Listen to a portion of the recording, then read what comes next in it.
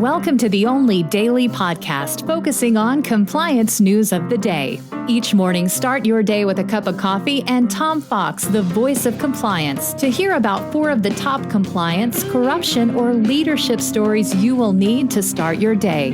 The Daily Compliance News is a production of the Compliance Podcast Network.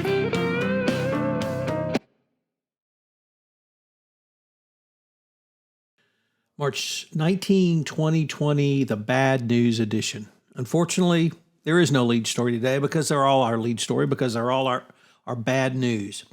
A third lawsuit alleging sexual harassment against Houston quarterback Deshaun Watson has led to the NFL opening an investigation into these allegations.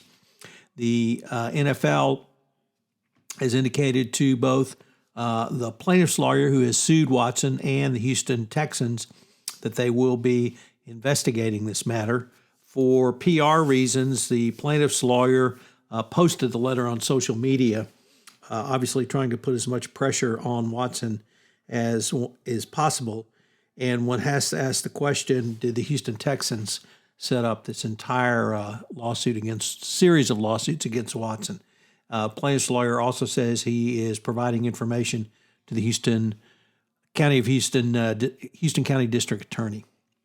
In a first-time contributor to the Daily Compliance News, the Springfield News Sun reports that sheriff deputies are conducting an investigation into the death of Neil Clark, the longtime Ohio lobbyist who is charged in the nearly $61 million bribery scheme. An investigator for the Collier County Medical Examiner said Clark was found outside his 2019 Lincoln about 11:30 a.m. Monday with a gunshot wound to the head. A handgun was found nearby.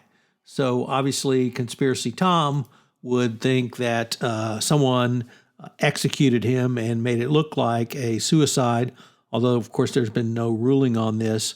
He is a linchpin in as I said, $61 million bribery all the way up to the Speaker of the House of the state of Ohio for favorable legislation for his former employer. So interesting turn of events in the Ohio bribery scandal.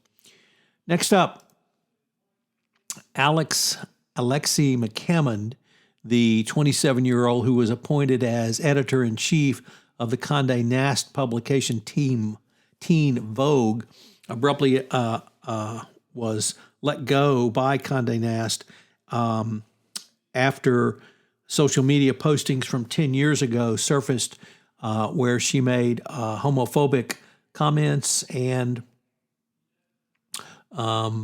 racist tweets. So once again, social media arises to bite somebody. You have to understand she was 17 when she made these. Interestingly, Conde Nast had approved her hiring, obviously, and they had internally vetted her. They were aware of these social media postings, and they hired her anyway. It was only after employees at Teen Vogue objected and some advertisers began to object.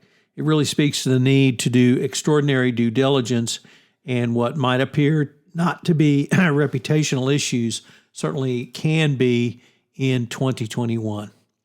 Toyota discloses that a bribery probe in the country of Thailand, it says it's alerted the DOJ and the SEC to possible anti-corruption violations involving a subsidiary in Thailand. The concerns were reported in April 2020, and the company says it is cooperating with both the DOJ and the SEC on the ongoing investigation. So potential trouble for Toyota in Thailand. The Daily Compliance News is a production of the Compliance Podcast Network and a proud member of C-Suite Radio. Thanks so much for listening. I hope you'll join me again tomorrow.